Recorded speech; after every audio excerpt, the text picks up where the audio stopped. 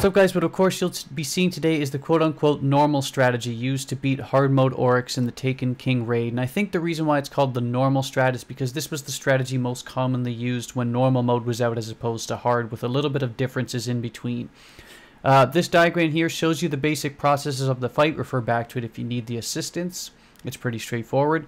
I've beaten Oryx plenty of times using this method, so what I'll do is, of course, break down exactly how to do this strategy and the pros and cons toward the end of the video associated with it compared to the normal or compared to the no knight strategy. Very first thing you should do is, if you have a Night Stalker Hunter, allow the enemies to come into the middle and generate orbs. They're going to be huge. Everyone needs them, especially if you have two Titans, because you need at least one for the strategy to work, and it's me in this case. You need those orbs to get your bubble up. After that, assign someone, of course, to be your relic runner, and then your three platformers with the numbers 1, 2, and 3. Platform 1 will be responsible for the platform that Oryx slams his fist on. That's 1. Then 2 and 3 following in a counterclockwise direction. So Oryx, for the very first, at the beginning of the start of the fight, will slam on this one to my right, the platform. So that's 1, 2 is to the left of that, and then 3 is to the back left of that. Your number never changes throughout the fight, but your platform does, so do not forget your number. Your remaining 2, which will be me in this case, will be your DPS crew or your floaters, and they will be in the middle between the sister platforms for the entire fight. You'll need at least one Titan here, which is me. If you want 2, you can use both blessings and weapons of light, or you can alternate between bubbles so you know for sure that one Titan will at least have a bubble at all times. And lastly, before I get into the fight, make sure you know who is set up for blight detonation. These can be your 3 platformers responsible for their platform blight and one of the DPS crew getting the remaining, which is how we did it. Or you can assign individual blights. So for example, number 1 always gets front left, number 2 always gets front right, 3 gets back left, etc. I like this way the best because there's absolutely no confusion as to which member of the DPS crew has to run for a blight, and he never has to figure out which one he's responsible for on the fly. Everyone always has it. So as you saw in the middle, the fight starts when Oryx slams his fist, and that's exactly when I deploy my bubble. Or if you have 2 Titans, you can deploy both. You want to make sure it's as dead center between the platforms as possible, or this might create issues with DPS or staggering as you're shooting the Titan bubble instead of through the aura later. Each of the 3 platformers jump up in counterclockwise locations. The 2 people on DPS crew, which of course is me with the Titan, will shoot and kill the ogres as fast as possible as they spawn. Now, we chose to use weapons of light as opposed to blessing. Blessing, I found, does work a lot easier because you can use the touch of malice and constantly dip in and out of the bubble to put out sniper-like damage, and it's more forgiving if you take a hit from an ad. But we made it work with weapons regardless here, so it was okay. The guys on the platform should also be helping out take the ogres with snipers or LMGs or etc. The goal is to get the ogres down as fast as possible. Now, the biggest difference in this fight is that between normal and hard mode is the fact that light-eating knights will now spawn in the corners of the arena and crisscross through the middle to try to take out the blights right after you kill the ogres. So if you go back to the illustration at the start of my video, these knights will be the X's in the very corners. For example, if you're on the front right platform, the one where Oryx slammed his fist at the very start of the video, after you kill your ogre, your knight will spawn on the front left side where Oryx spawns, or where the ads spawn in the shade phase of the fight, and he will crisscross to try to get that right side blight from the left. He's a red bar knight, so he's easy to kill, but he moves quickly. Now, to take out these knights, you have 2 different methods you can use. You can have it so that depending on how fast you take out your ogres, the guys on the platforms can snipe these knights while still waiting for the relic runner to call out that he has the relic, or they can join with the bubble crew DPS in the center after you take out the ogres here and the relic calls out that he has the aura, and you can take them out from the center because they have to crisscross through the middle to each side, remember? Because like they go from the left to the right and right to the left, which means they meet in the middle. So if you join the DPS crew right after the runner grabs the aura, as like say I'm doing here, they can jump off their platforms and take out the knights from the center in the bubble, so they don't have to worry about ads or the tomb ship. Because the tomb ship tends to insta-kill the guys at the front. So that's why I'd say, if you have a choice, prioritize getting to the Titan bubble in the middle the second your runner picks up the relic. because adds and tomb ships will kill you by then. Make sure you also assign one of the DPS guys to kill the 4th knight as he crosses the middle, because it's commonly forgotten about, because normally the 3 responsible for platforms are the 3 that would be responsible for taking out 3 of the knights, and they always forget the 4th. So assign one of your DPS guys to look for that 4th knight. Once all the knights are down, get ready to stagger Oryx. After you stagger him, take about 10 to 15 seconds and take out a ton of the adds that have spawned at this point, as you're seeing me do.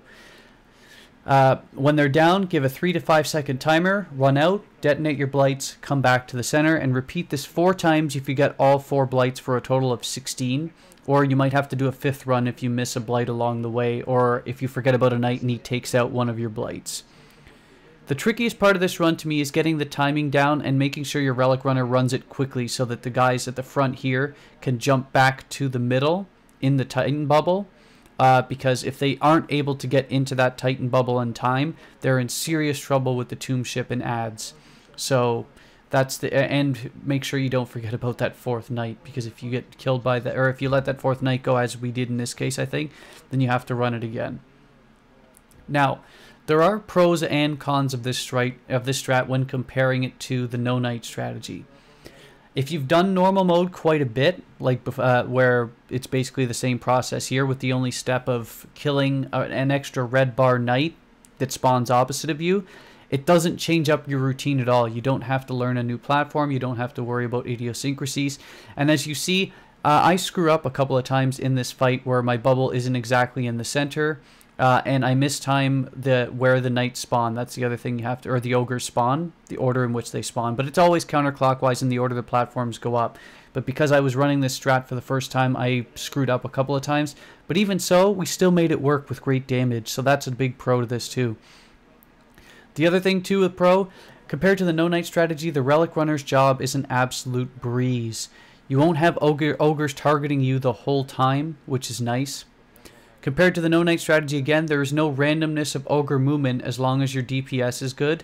No ogres shooting at the relic runner because they're dead, and no knights sitting in blights while you're going to detonate. So the randomness element of the fight is sort of taken out as long as you're fast and killing your ogres and your knights. With a decent LFG team that knows their role effectively, I can usually beat it in 2 to 3 runs with this strategy. It's as long as everyone does their role appropriately and the randomness is taken out, like the ogres and the knights go down quickly, this run is actually a lot easier to do than no knight in my opinion. Now, there are cons to this strategy. It requires constant coordination, very good players, and usually you'd want a light level above 311 plus, though it is possible to do it with a well-coordinated team below this. I find if you have at least 1 or 2 weak links in the team, you're probably not going to get this run done. It's just, there's too much responsibility for a player that's just not up to par. You can debate that point to the end, but again, like I said, unless you're a very well-coordinated team with good DPS weapons and probably plus 311 light, you're not going to have an easy time with this strategy below 309. No knight will work so much easier for a strategy below 309. The other thing too is this strategy needs at least 1 Titan. There's no debate about it, at least 1. Preferably 2 to make your lives easier if you want both weapons and Blessing of Light. Or to make sure that you at least have a bubble up in the center at all times. Due to that point, LFG prioritizes Titans when making raid runs for the normal mode strategy, so it's a bit of a con there. Next con, the DPS crew must know the ogre spawn order at all times and where the knights spawn at all times as well, which is easy after a few runs, but as you see, I messed up a couple of times when I tried to get the ogres down because this was the second time I've ever run this strat. It was just a not familiar strategy at the time for me. And the other thing too is if you need high DPS to get the ogres and the knights down quickly, if you don't have high impact snipers or the Blessing of Light and Touch of Malice combo, good luck. You're going to have a really hard time beating this, using this strategy anyway. The next con, platformers must know the knight spawn timings and locations or blights get eaten. Specifically, like I mentioned earlier, the last knight, the 4th knight, always seems to be the one forgotten because you end up either being too busy killing knights, staying alive, staggering Oryx, or because it's the one platform that one of the DPS guys has to be responsible for. One of them might forget while they're trying to take out the ogres. So that becomes a bit of a concern there too. Lastly, another con with it, based on that, the end rush as the relic holder returns to the middle can sometimes make things really frantic. If you're slow killing the ogres, if you're slow killing the knights, if you're slow killing the ads, sometimes not enough people will be ready to stagger Oryx. If your team is slightly off timing-wise, if one of them dies from the ship, or you don't think ahead to coordinate the roles, or you have a weak player that just isn't putting out enough DPS or just doesn't know the run well enough, your run becomes utter chaos. And again, I found in a lot of those groups where there was 1 or 2 weak links, it was just not possible to do it with that guy in the group. Might not be the best for that strategy, but like if you have a homegrown team with 1 or 2 weak links, but you insist on this strategy, again, good luck. And lastly, this con, of course, I know there's a lot of cons for this strategy, but if you have a good, well-coordinated team that works well, it's great. The last con is if the Titan places his bubble slightly off-center in the middle, as I did in one of the runs, which was actually a mistake, or before Oryx slams, you end up fighting for position between the Titan bubble and the aura, or your bubble might actually run out early before your teammate can get the aura. And I can't begin to tell you how many players have forgot or put their Titan bubble in a bad spot when using Touch of Malice and end up shooting the Titan bubble as opposed to Oryx. Like, again, that's not so much a huge negative with regard to the strat objectively itself, but I'm saying that happens sometimes. It never ever happens in no knight strategy as a point of comparison. Overall, though, I will say as long as you have a good team, I do prefer this strategy because it completely eliminates the randomness of ogres shooting at you, ogres moving around, your teammates mistiming going for blights. It works so much easier. All you have to, as long as you're killing the ogres and the knights quickly and on time, all you basically have to do is sit in that Titan bubble in the middle and make sure that you have that 3 to 5 second timer after killing ads to go and detonate the blights all at once. You'll see in a few instances here, or you've probably already seen it watching the video in the background, that on at least a few different instances, we all detonate the blights pretty much in exact sequence. That rarely happens in no knight strategy, even with the most coordinated and skilled group. I find there's always at least 1 or 2 off in the timing, and that usually ends up causing a weaker player to just die immediately. So, overall, to sum the two up, I would prefer this strategy if I'm plus 311 with a good team, and I'd probably prefer no knight if I was below that or my team wasn't that coordinated. And that's basically it. If you prefer a certain strategy over the other, of course, let me know in the comments. I'd love to hear the dialogue. See you later. Vessel, come on. Your knight's down as well, squeak. Sell mate, good sell mate. On the other side, come on, other side. Go. Remember to kill ads right after. Oryx. Right, Hey, ads first. Happy with that? Ready? Right, wait, don't Hey, get get near close. it, get near it, don't go in it. I'm going now, boys, now.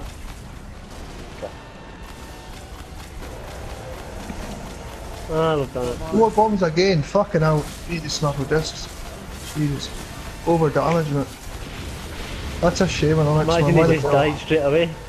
Why would he stay at him? He got weapons light, that guy that's got weapons. Have you got weapons? Yeah, I got it. Pop it further up a bit. Just let me get pop the ball. Pop it there, good man. Okay. Bless him. That was mine, that was blessing. Weapons, get the weapons. Fire outside the bubbles. So he's away, mate. Good work. I was Good that job, I was guys. that Really good job. Oh, I've got loads of space. She's in as well toast, for mate. everything. Yes. Oh my I'll get god, the I got Jade new Rabbit. scout rifle. Listen to this, yeah? Listen to this, yeah? I got new bond, new scout rifle again, 320, mate. I will say to you, fuck off. Oh, wait, I got an auto rifle 320. Fuck yous, man. I got a fucking 311. Listen, I got old arms again, man. I got a Jade Rabbit.